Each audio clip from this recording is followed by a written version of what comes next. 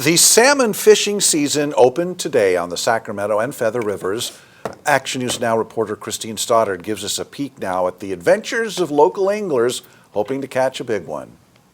Name says it all. It's a king of the salmon. It's opening day of Chinook salmon on the Sacramento River. Let's take a look at what it takes to get one of these big boys. For the first time in 4 years, fishermen can catch king, also called Chinook, the biggest and most valuable salmon species in the Sacramento, Feather, and American rivers beginning July 16th. Very, very special fish that not everybody gets to see because they are in very isolated specific areas. Special, migratory, threatened fish. The winter Chinook run in the Sacramento River is protected under the Endangered Species Act. The California Department of Fish and Wildlife and NOAA Fisheries have worked to restore Chinook populations and collaborated with the Maidu tribes. The fish is spiritually and culturally significant to these indigenous people. But to appreciate the beauty of the Chinook and the waters that sustain it for part of its life, fisherman guides Josh Peard and Jason James invited me on board. All right, Josh here's going to show me how to wrap a lure, so let's get started.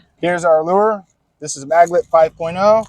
We're going to take this here sardine, flay it out real quick, follow the spine down to the tail, square off our tail. That's our chunk of fillet. Grab our scissors, cut off the chunk that we want to use. My grandfather always said you got to split them and give them pants.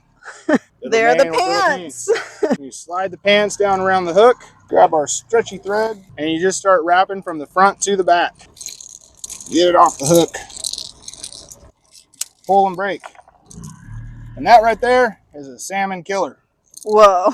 Now to put that lure into action. James told me we stopped at this spot because he and Peard have noticed salmon there. The next step is getting the lure to the bottom of the river where the salmon hang out. Get in front of those fish. These salmon, when they come in the river, they're not technically eating, they're striking it off an aggression. So they think it's down by their eggs or down by their female, so they strike it. There's a saying that goes, fishing is patience and faith awaiting a nibble. That's why James and Peard say an average guided trip lasts 6 to 8 hours, with a typical yield of 2 Chinook. Not bad with blue skies, clear waters, and even a breeze. In Corning, Christine Stoddard, Action News Now.